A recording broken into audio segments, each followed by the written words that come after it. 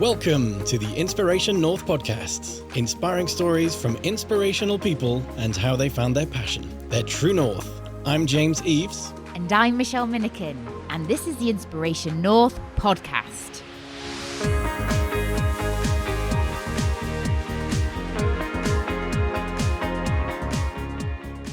Today's podcast, Lucky Things Happen to Lucky People Who Do Lucky Things, with Joanne Lockwood. We talk about overcoming imposter syndrome and using her own experiences to help others.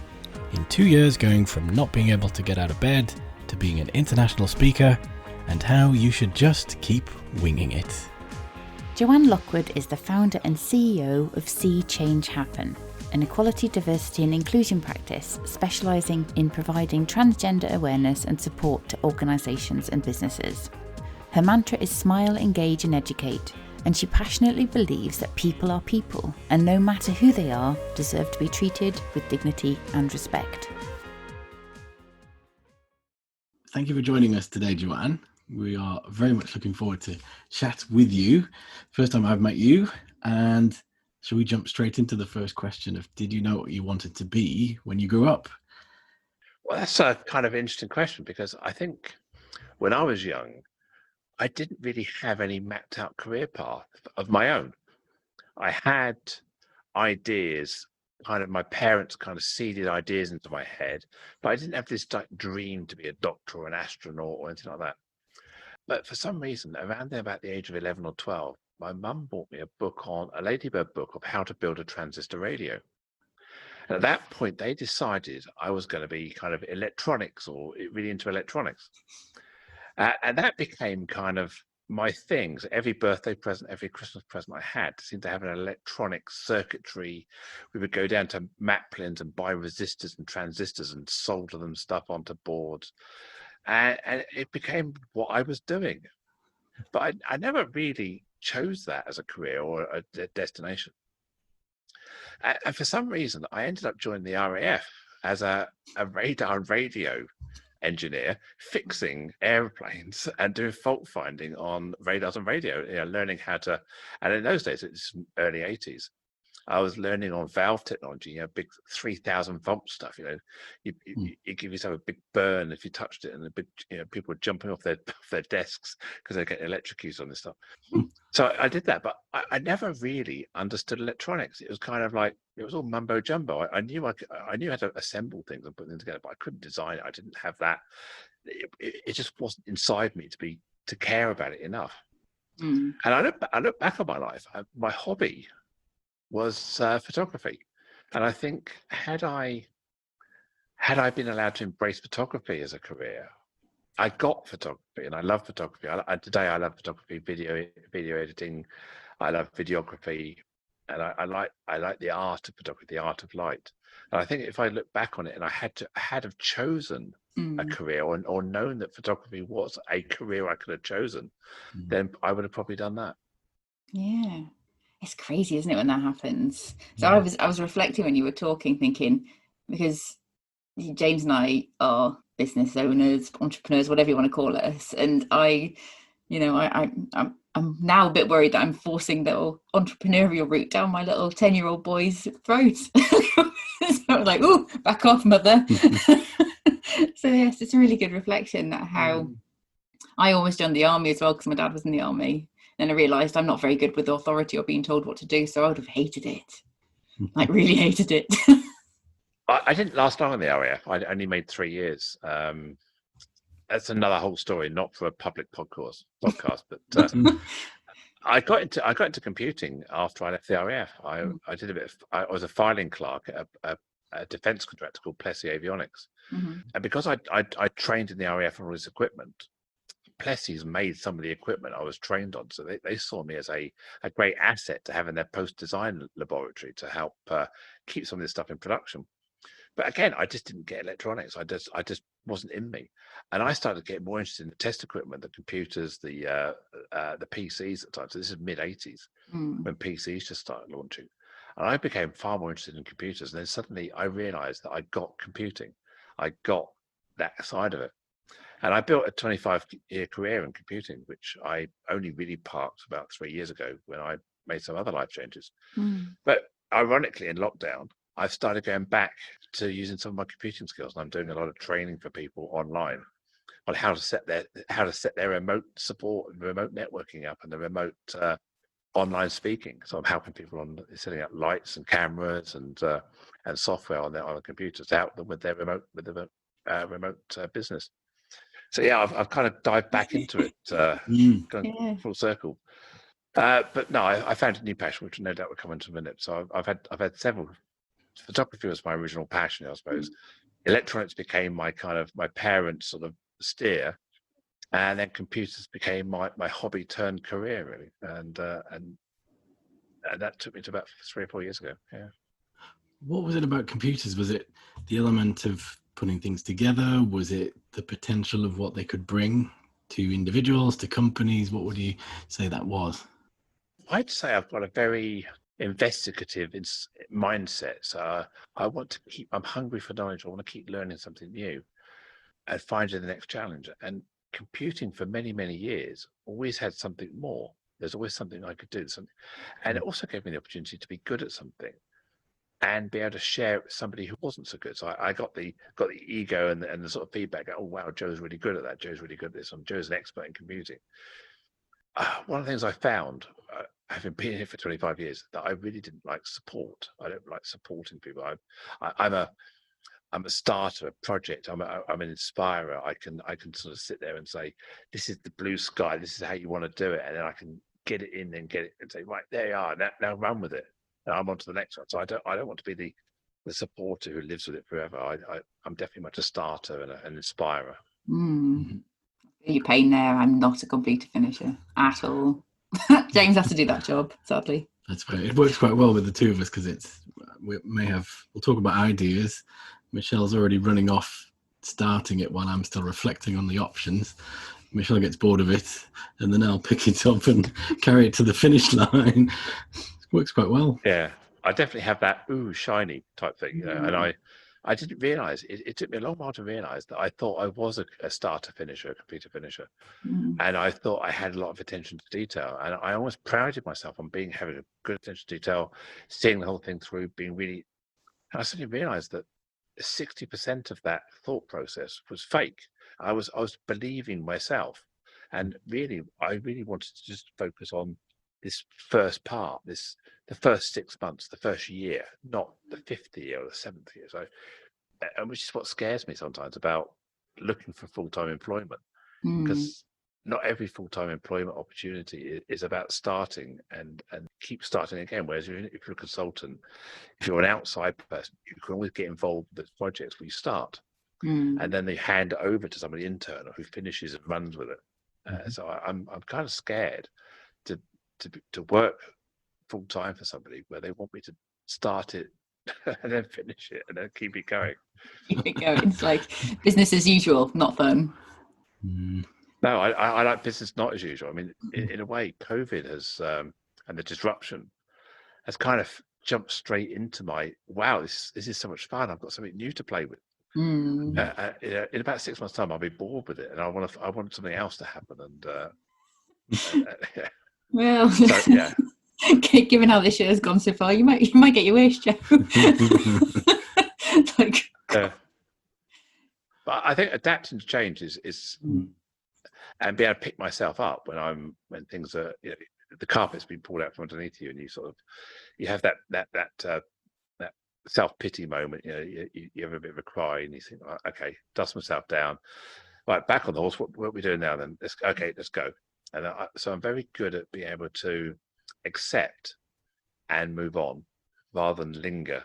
And that resilience in me, I've discovered over the last few years that I didn't realize that was my mindset or my underlying character, but when I look back on it, it has been.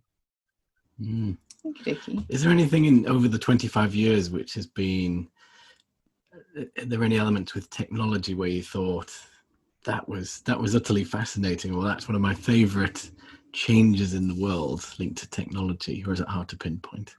I suppose it's been a continuum, because I've been in the middle of it. It always evolves. There's always something new, but I love playing with virtualization. You get to this sort of deep thinking where you think, does the computer know it's not real? Does it know it's virtual? And then you start thinking, well, do I know I'm not real and I could be virtual? And all this. So you suddenly realize that everything is kind of a virtual machine. Everything has its own perspective. So when you're a virtual machine, you've no idea what's outside. So you only see your own little part of it. Your reference point is inward facing, not outward facing. It's like you can't answer the question, what's at the other side of an infinite universe? What's at the other side of nothing? Your brain can't comprehend a view of outside when you can only see inside. So that kind of, I suppose, that kind of matrix type thought process with virtualization. But I'm completely in awe of the acceleration in cloud, in software as a service, the ability to now deliver products online, virtually. And there's so much creativity in the world that everybody can access. So that if I think I need to be able to do something, I go, please make this happen. And there's someone doing it. There's multiple tools for this, multiple tools for that. And it's just me now finding the one that resonates or works best for me. So I've been messing around looking for calendar tools to handle my online bookings. And I found another one today. Okay, that causes me to procrastinate because I think there must be a better option out there. But so I'm enjoying that evaluation. And eventually, I think I'm just going to decide, right, this one will work. And I was looking for online quiz tools, and someone suggested one the other day, and I thought, wow, this works. This is so much better than the other ones I've used. And it's half the price. So I just went, right, buy it now. So yeah, I love the power we now have as consumers or online consumers to be able to find things, to be able to access stuff. I'm a lazy shopper now. I don't shop anywhere apart from Amazon or Sainsbury's. Almost like if Amazon don't have it, I don't get it. And I don't know if it's Amazon have done this to me, but I'm extremely biased against anybody else because I don't trust them. It's like, what if I buy it from so-and-so company, they turn out to be Chinese, they just clone my credit card, and I've got to deal with that. How do I trust them? So I tend to use Amazon as a trusted source, knowing that my credit card, my PayPal account is safe for them. Whereas I've bought a couple of times from an online retailer, and then suddenly he says, "Oh, it's going to be 6 weeks. It's going to ship it from China tomorrow." I think, "Oh, I wanted it next day." And then I couldn't return it, and all this. It was hard work. It's the wrong product, and I ended up having to argue with someone whose English wasn't great, and they were basically sort of saying, "Tough. What can you do? You can't touch me. I'm in China," or something. So yeah, it just becomes like a hassle. Whereas Amazon, you just think, "I trust you." Order it now. So I'm very lazy. Yeah, it's a great service. Yeah, we've lost the art of patience in this world, I think, as well. It's like we have to wait how long? Yeah, I know. Yes. I know. It's like I can go from there to there, and it arrives. And the only annoying thing is I've got to go and open the door when the person arrives. If you could bring it upstairs and set it up for me, that'd be even better. You'll need Amazon Butler, isn't it? Oh, yeah. Oh, Amazon Butler. One click, the butler will come and open the door, set it up for you, and then. But that's the real downside of working remotely, working from home, because my wife Marie is often ordering stuff on Amazon. I'm ordering stuff on Amazon, so I'm sitting here doing a podcast or doing something online, doing some training, and suddenly buzz, and then you know that scene in Breaking Bad where the guy's ringing the bell on his chair, going ding ding ding ding ding. It's like the Amazon man doing that on my doorbell. It's as well. It's going to explode and blow up. It's like, stop doing that. I'm working. I heard you the first ring. Yes. We get ding ding ding ding ding. Yeah, the knock on the door as well. And you think, oh.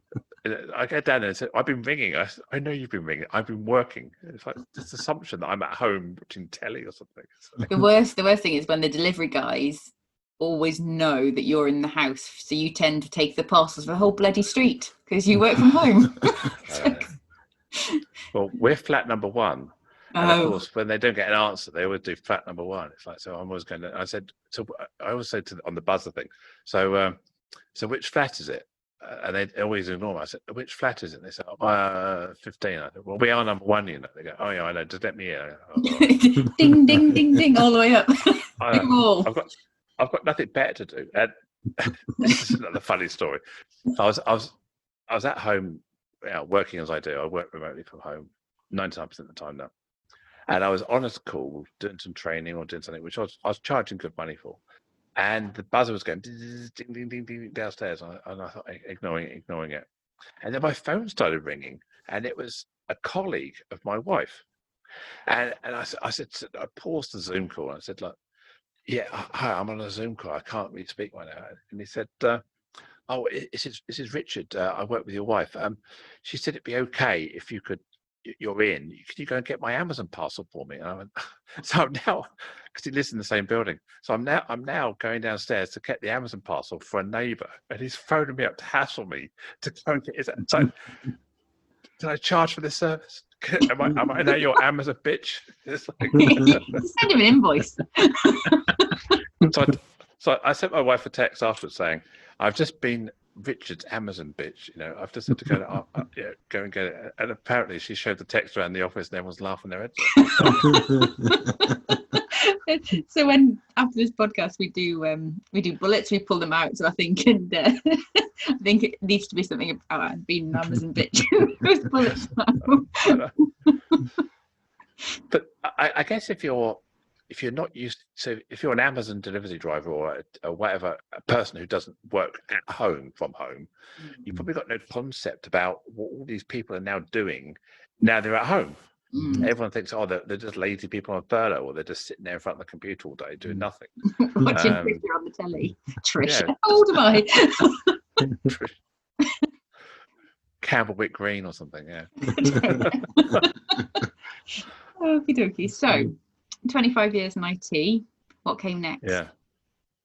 What came next? Well, I ran over that 25 years. I worked for some large banks, insurance companies across the UK. So I worked for Coutts Bank in London, and I got their global IT rollout team. So I was flying around the world with them. Fancy. I was one of those bankers on expenses at the time. So I was living the high life in 4-star hotels, working hard and definitely partying and playing hard afterwards. And I had some great nights in Hong Kong and LA and Miami and New York, and even went to Cannes. The film festival wasn't there, and they had an office in Monaco, and we hired a car and drove around the motor racing circuit.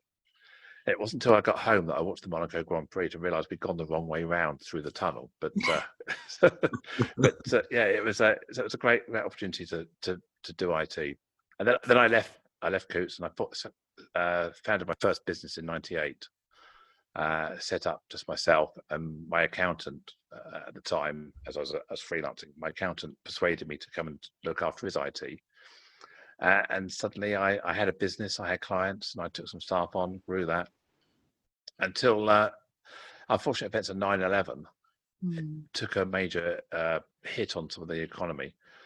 And I had a major project with a cable TV company in Scotland, and all their investors pulled out after 9/11. And they went bust, owing me 100K. So that kind of, it did pull the rug out from under my business at the time. So I started again, and eventually I merged with a couple of ex-friends, actually, someone I used to work with at Plessy's.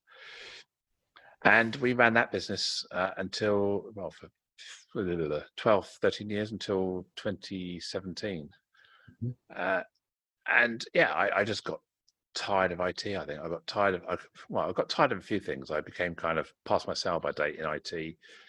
My own identity, my gender identity became a larger factor in my life, and I decided that I couldn't face transitioning my gender in situ where I worked for various reasons. My head wasn't in it. I didn't want to come out to my business partners, my customers, my staff, my suppliers, my network. I just decided that to take that as an opportunity to go, right, let's just put everything in the liquidizer, push the button and scrape the mess off the walls and see what I can make of this. So I decided to opt out, and I was tired of IT anyway. And my passion was growing to look at inclusion. At the same time, I was involved in a Channel 4 documentary, which went on for 3 years. And both my and my wife's motivation for that was to try and help one other person, family, to come to terms with someone who was trans, to lead to a better outcome for that one family or that one person. And I kind of took that mantra that I wanted to try and change the world for the better for the one person. It's not about changing the world for everybody. Just my focus was making the life of one person better. And so that became my passion that I wanted to follow. So I sold my business in 2017. I woke up the next day feeling really, really down, low, depressed, miserable.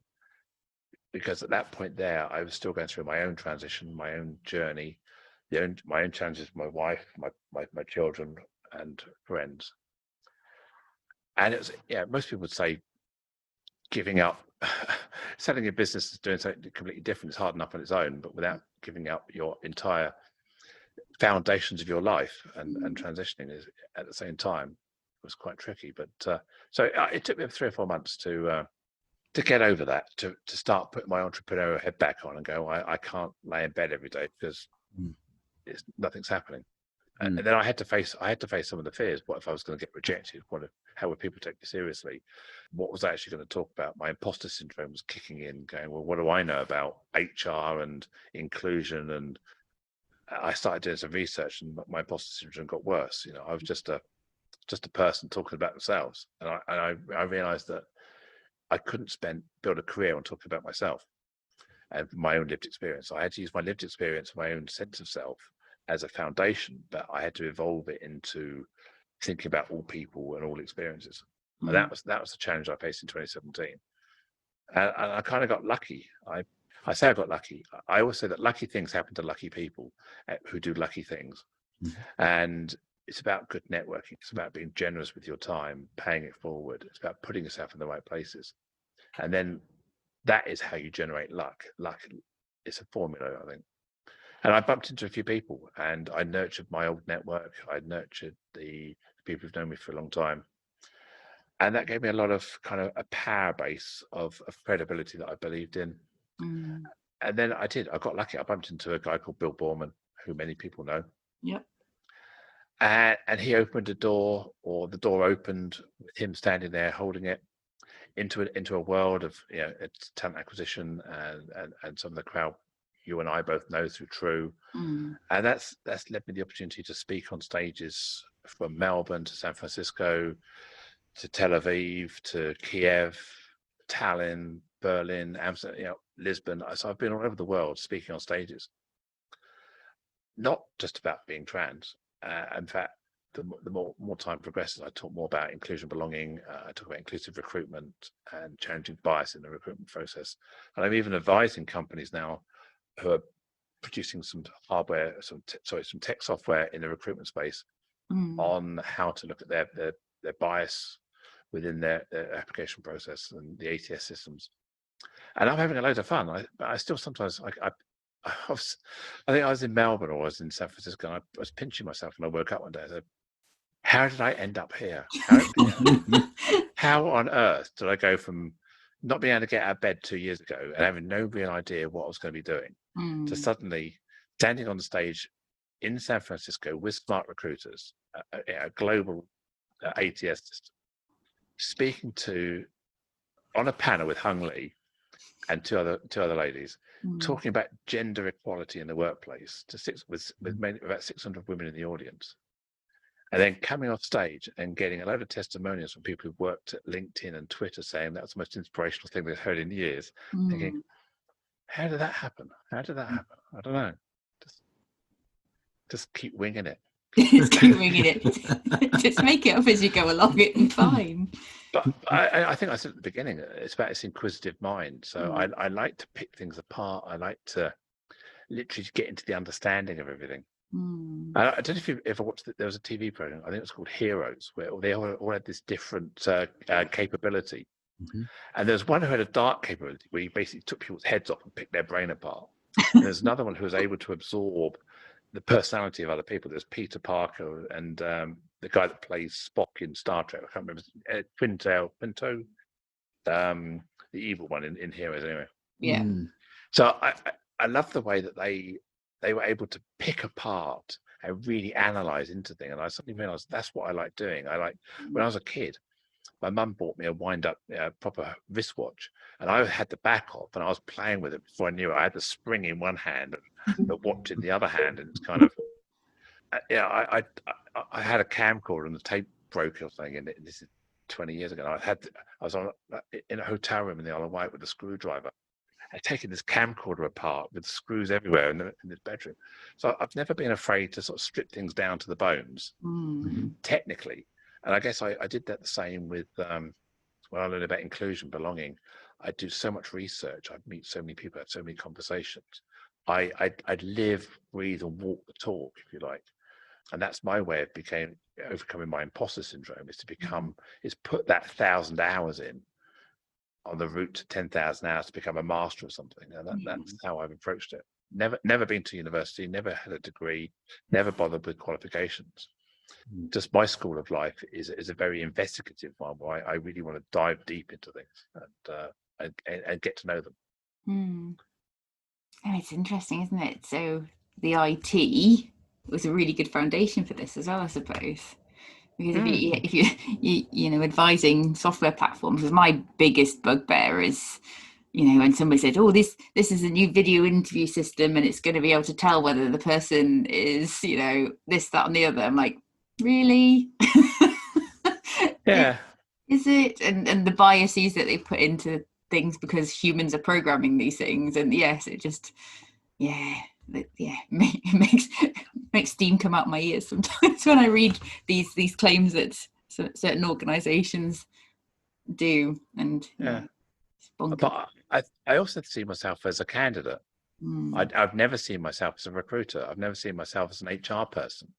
I've always been, I was a business person. I owned a business. I employed people. So I have recruited. I have disciplined. I have hired. I have fired people. All this sort of thing.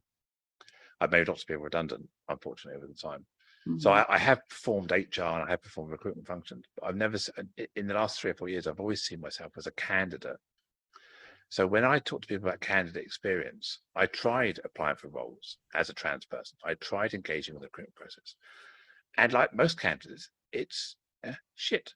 It's a pretty poor experience. And it's very rarely, despite the employer branding you see out there, the candidate experience is generally awful. Awful. And the level of experience you get from RPOs, recruiters, again, is shit. Very little feedback. What feedback you do, you generally get that someone else was better than you, and that's about the best you're going to get. You very rarely get objective feedback to help improve. Most people don't even give you any feedback on your CV or whether you were suitable for the role. Agencies will just take it and go, yeah, you'll be one of the, we'll put it on the slate. You're one of our we've got to find 5 people. Yeah, you're good enough to be one of the 5. And so you get to learn. And because I know recruiters from both sides now, from the experience side, and I actually, I meet people at true events, I meet people in the bar, and we talk about this stuff. So I hear how recruiters talk about candidates.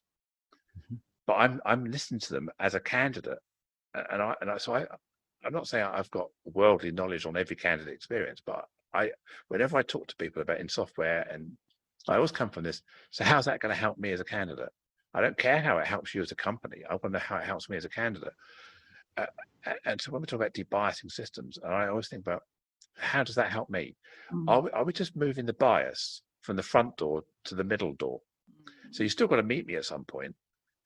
Why? So I've got to waste more of my time if I get to the point where I find out you don't like me because I'm trans or because I'm disabled, because I'm something else. Why can't you have a big note on the front door that says, Joe, if you're trans, you're probably not going to get through the process. That we don't care how good you are. And I go, fine, I won't knock. I'll go somewhere else. So I'd almost rather have the biases up front on the front door so that I don't waste my time. Sadly, it's illegal. I know it's illegal, but at least then we better spell it. We better call it out, wouldn't we? Rather than it being hidden, rather than it being under the covers, where you suddenly just someone was better. Because I've waited. It's not just the hours of the process; it's the mindset you go through, the excitement that I've got an interview, I'm in here, I've really got a chance. Then it's like, you ghosted, aren't you? It's like you ghosted. You got no feedback, no nothing. And you think, I've given this opportunity a good part of my brain for a week or 2 weeks in this process, and all I've done is you just spat me out, and I just feel shit about the whole experience. And no wonder we look at, we talk about candidate experience and employer branding. A negative candidate experience is going to impact my view of certain companies forever, the way I was treated. It's like you wouldn't even buy their stuff as well. No, It's, because the expectation is always in your application, you've got to show an enthusiasm for the company. So I've researched it, I've looked at the history, where they're located, what services do they offer, why are they different, to get excited to then put that across in my application, and then not even a thanks for applying, but unfortunately on this occasion you've not been successful in some instances. And you're right, it does tarnish that brand. And I started looking at opportunities. So periodically I apply for roles. I think it's the life cycle of a self-employed person. Every so often you think, I need a job. Lose confidence, apply for a job. And see, I do it. So I don't do it just to test the candidate experience. But my justification for feeling shit afterwards is, at least I've got another story to tell. But I started filling one in the other day, and I was filling it and thinking, I don't want this job. I don't want this. Why am I applying? I thought, I don't want this. It was for a large nationwide charity. They're looking for head of D&I. And I got an email from them on the Sunday saying, we've had so many people apply for this role, we're going to close applications early. So you need to get your application in by the end of pay tomorrow. And I thought, nah, to be honest, I was in two minds anyway. And now if you say you've got hundreds of people applying, what's the point? You've now told me that I'm not in a small pond, I'm in a massive pond. My imposter syndrome has kicked in. There must be so if anything, they turned me off by putting pressure, telling me there are hundreds of applicants. They probably thought they were doing the right thing, but to me, it stopped me feeling special. It stopped me feeling I had a chance. It stopped me feeling that I could be the one. And I was a bit nonplussed about the role anyway. But just that simple bit of language that they did turned me off completely. And it may have turned off other perfect candidates. Oh, will have done. Sort of like, I think the whole candidate journey is good. And I saw one the other day. There's a company called Applied, who produce some excellent software that helps you objectify your recruitment process. And they put an advert out on LinkedIn for a role they were advertising. And I went through that and thought, I read through it and I was drawn into it, and the way they structured the invite, the way they structured the process. I just thought, this is exactly how a candidate I want to be dated by this company. I wanted to be kind of wooed and wowed and talked to. And given that that's their business, they have walked that talk. They completely had me. The role wasn't for me. But had it have been, I would have been scrambling for the click now button. But I was completely wowed by that process.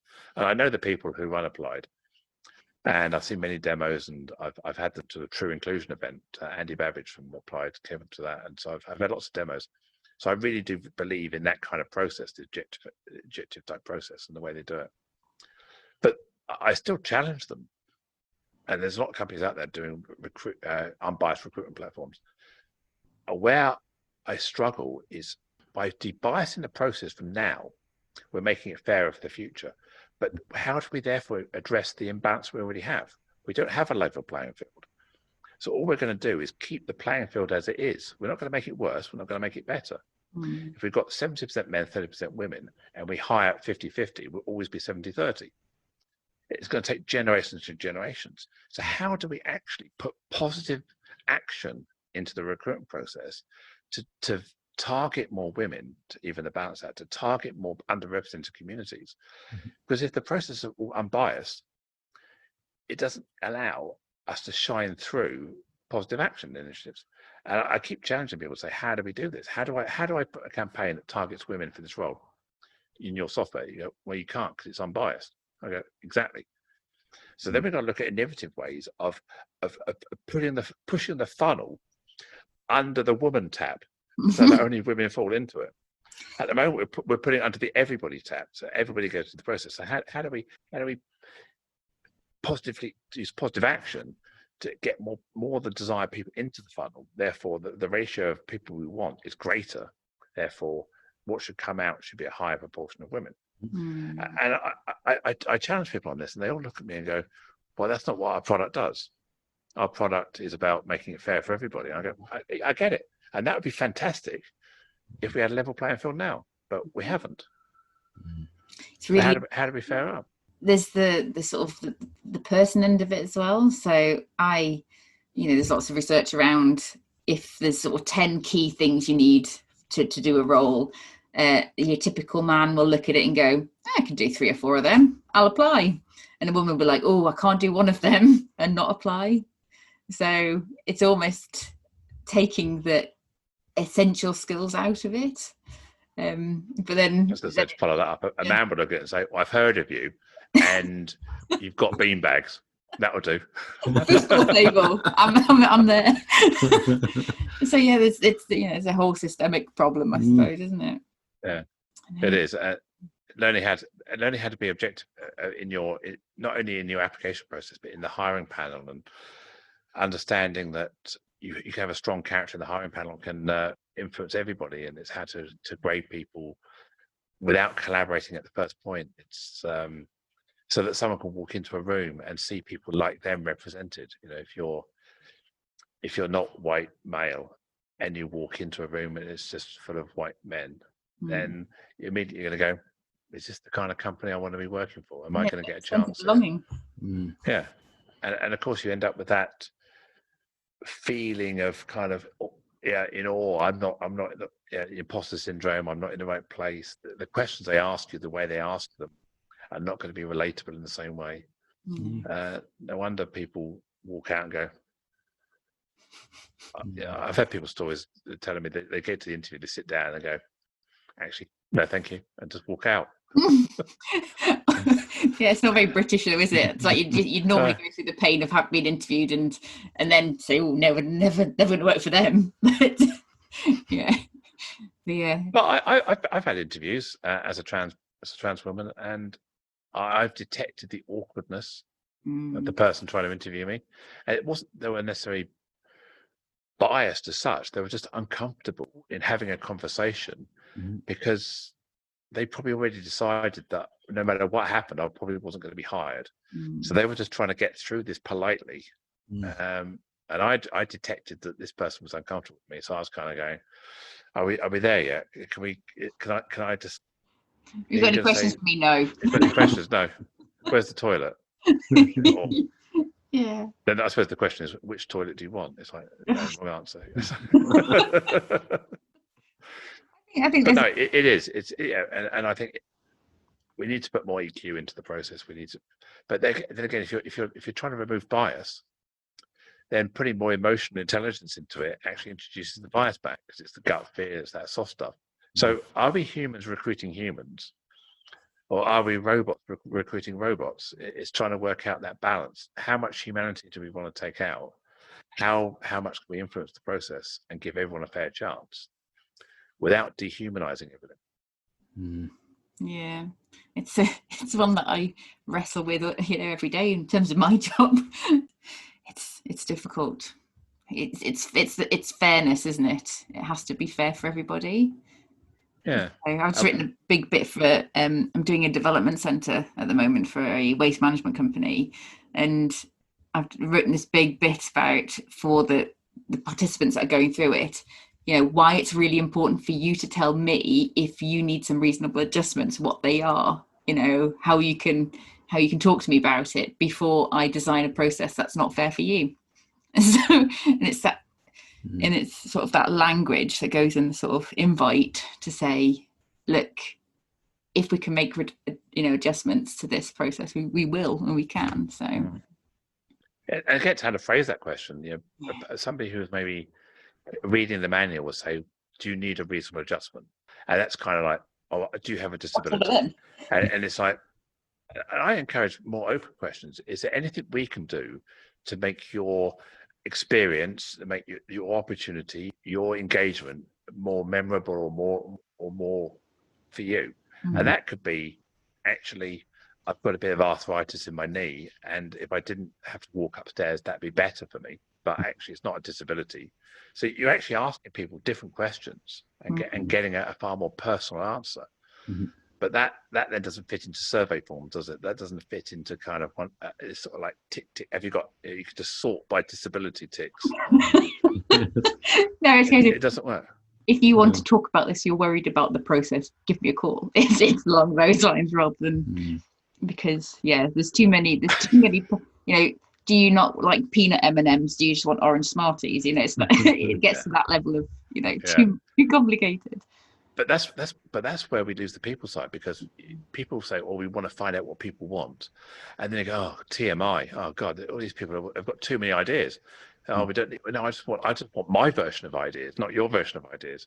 And again, what we do end up doing there is we ask the question, and the worst thing about asking a question is not listening. So you've asked me what I want, you've asked me how you can help me, and I tell you, and then you ignore me. So why do I bother? Again, I'm just turned off, and that's a part of belonging.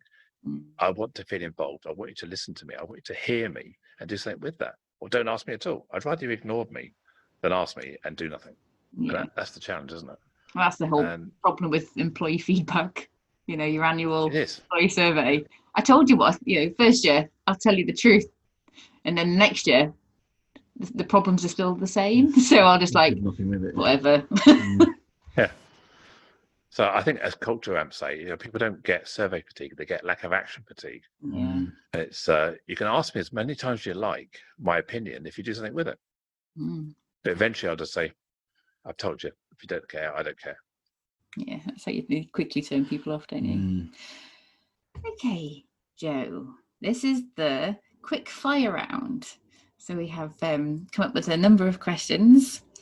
So I'm really looking forward to hearing your responses to these ones. So question number 1 is, if you could switch 2 movie characters, what switch would lead to the most inappropriate movies? Wow. 2 movie characters, switch them. Maybe we go back to the original Star Wars. And I wonder what Darth Vader would be like if Darth Vader was a woman. So would Leia or something, if Leia returned to the dark side, because all the Jedi seem to be, all the Sith seem to be old white men. I wonder how the Sith would cope with a female in that role, and would the Sith start having a consciousness of empathy? I don't know, because the Sith is a very misogynistic organization, and to be fair, the Jedi's are pretty male dominated as well. You don't see a lot of women in that side.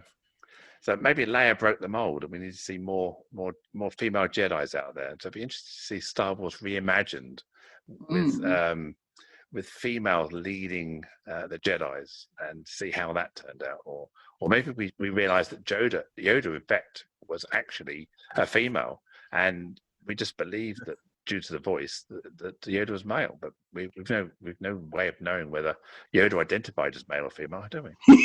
No. Mind is blown. It was Frank Oz, wasn't it, who was Miss Piggy as well? So we can't necessarily know.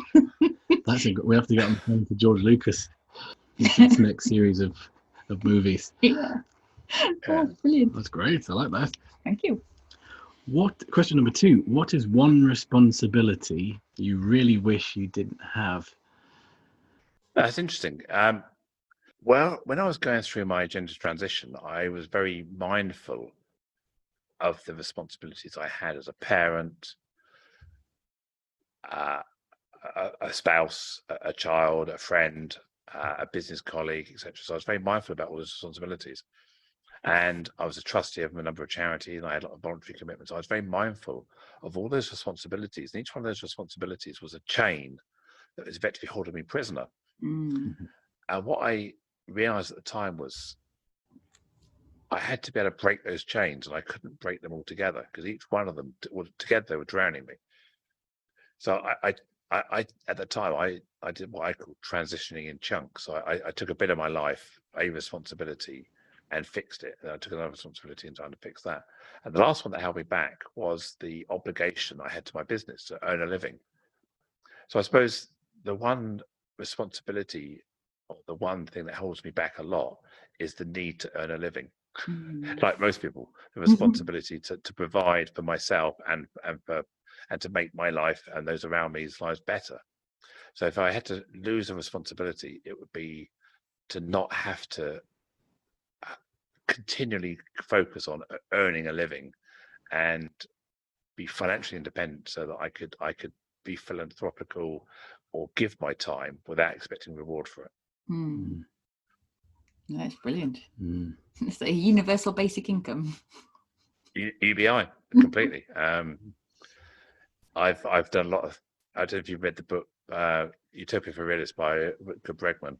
No. About UBI. He talks about UBI. So if you haven't read Utopia for Realists, Rutger Bregman, it's a fantastic book. He's a Dutch guy. He even went to Davos and they wouldn't invite him back because he just basically he spoke his mind. But no, he's a great. If you get an opportunity to watch some of his YouTubes, the way he speaks, but he talked about UBI, and I found out recently that one of the things that Richard Nixon, the US president, almost did was to get UBI through the statute books in the US, and it was blocked, I think, by one vote or something in the Senate. So the US could have had UBI back in the early 70s, and that would have been Nixon's crowning glory if he'd achieved that. And I think we would also look at the poor or people without money in a different light. I maintain that a person of wealth will waste more money than a person without wealth can ever even dream of. It's a fallacy to say that poor people can't manage money. Rich people can't manage money.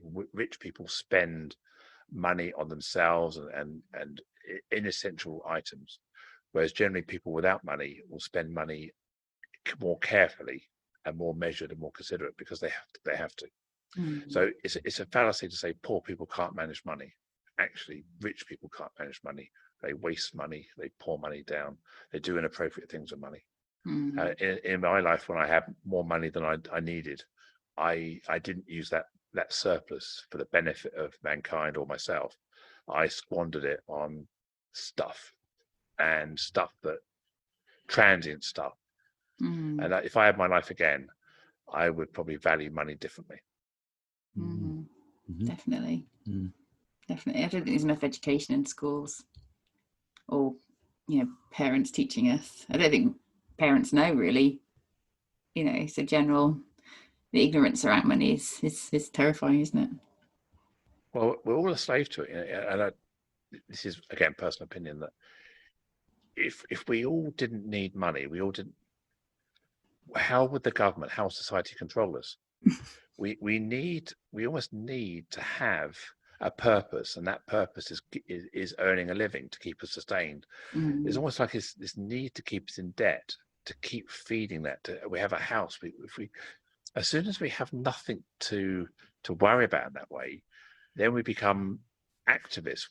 I can do something more with my time. I can go and do other stuff, and that becomes more anarchic. We're less likely to conform. People who are very retired have got more time to hug trees and be activists than someone who has to earn a living.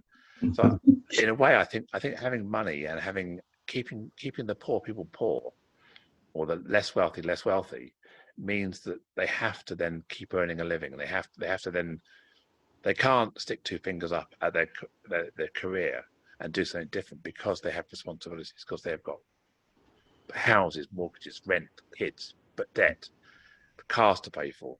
And we could propagate that myth that we need this. Whilst the rich people squander, the billionaires squander billions, and it's there's this belief that only they know how to manage wealth. They manage wealth for the wealthy. So yeah, it's a bit of a soapbox. But I think money is part of power and controlled by the government and state, and that's not an anarchisty kind of hippie sort of thing, Yeah, I'm sitting with this book next to me, so yeah. It's about, I think, evolving my thinking as I've grown older to understand how I've been controlled, and how nobody wants me to be debt free. Nobody wants me to be. I did a financial reboot about 3 years ago for various reasons, and I can't get a credit card now, and it's almost like this. It's almost like I'm being taunted by the fact I can't get a credit card. Oh, you can't get a credit card. You can't get a mortgage. And I suddenly thought, well, why do I want one? Why do I need one? Why am I seeing that as a negative?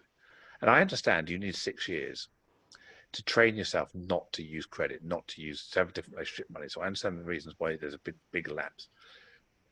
And at the end of this process, I will come out of this, I hope, de-addicted to spending in the way I did and acquiring the way I did, and have a different relationship with money, and living within means and readjusting your means so that you're not a slave to the money. I would like to reorientate my life so that I'm not saying quite minimum wage, because the minimum wage isn't, maybe living wage. So maybe reorientate my life so that living wage is an option, and then earn on top. So yeah, so my basic overhead should be covered by living wage, and then my luxuries are covered by whatever I earn on top, rather than the other way around. Totally makes sense. Often we have this. I need to earn, I don't know, 5k a month. If I haven't got 5k a month, I can't service the 4.5k's worth of debt that I've got. Just turning the lights on when I wake up in the morning, that gives me 500 quid to spend. But that's committed on birthday presents and Christmas, and before I know it, I'm actually minus 250 quid a month, or at least, just by waking up on the 1st of June. Yeah, it's like I'm already broke this month. Mm-hmm. Yeah. And then we have to keep on that rat race. We can't get off of that. We can never get out of that. And I think when you said to talk about responsibilities to get rid of, and that's what I learned 3 years ago, is that weight of responsibility of having a necessary income and trying to reboot yourself. So you reorientate yourself around, what do I need? What is sufficient? And then suddenly you can earn sufficient, I'd say, quite easily. If I have to go and take a minimum wage job, I could. And I'm not saying I could survive happily on it, but I could survive okay on it. I wouldn't go hungry. I wouldn't go homeless. Yeah, that's good point. Yep. That was a bit philosophical, wasn't it? Well, this one is significant. This last question is significantly less deep, shall we say? I can turn deep out of a puddle, you know. Okay. Well, actually, maybe not.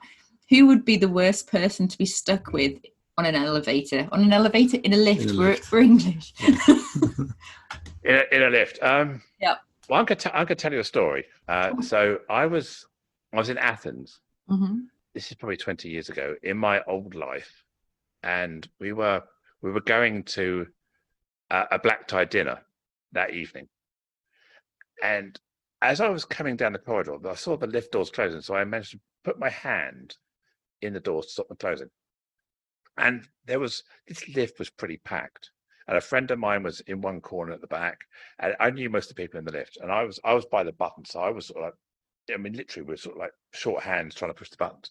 Mm-hmm. And the lift moved about 6 inches and then jumped to the stop.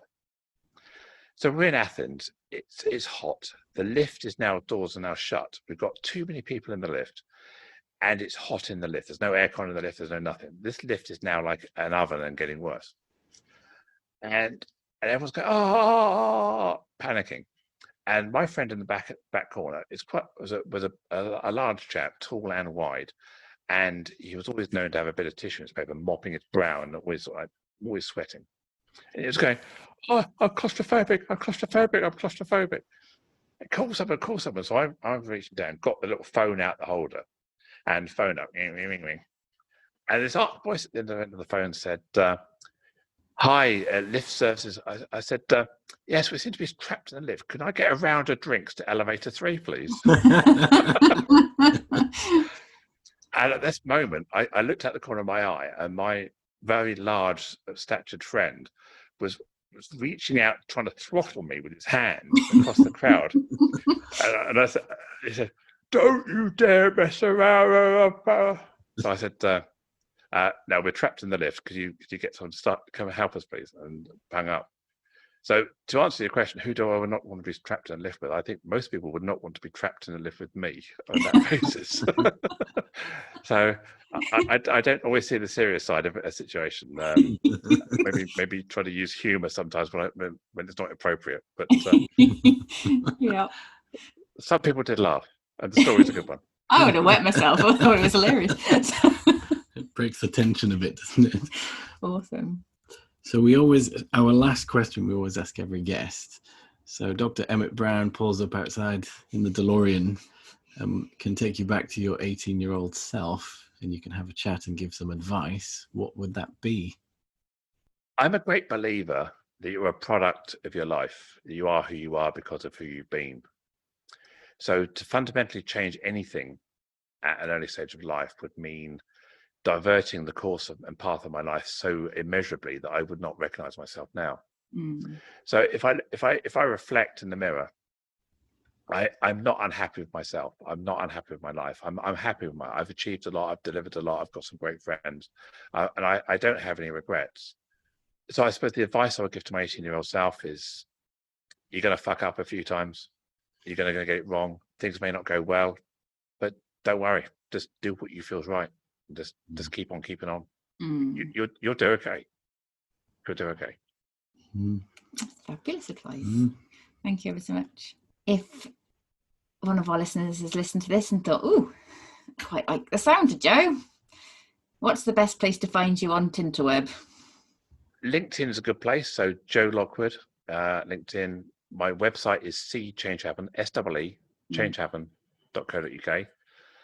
My contact details are on there. Twitter, I think on Twitter and Instagram is Joe Lockwood 1965. But if you go to my website, changehappen.co.uk, and happy to start the conversation, have a Zoom call, have a coffee, or buy your round of drinks in the lift. Such a funny story. Awesome. Well, it's been lovely catching up. Yes. So thank you so much. You enjoyed it. Thank you. That's right. Thank you. Thanks everyone for listening. Check out all the show notes at inspirationnorth.com. Join us again for the next episode, when we'll be chatting to another inspirational person. If you like this, subscribe and tell your friends. If you didn't like this, subscribe anyway and tell everybody.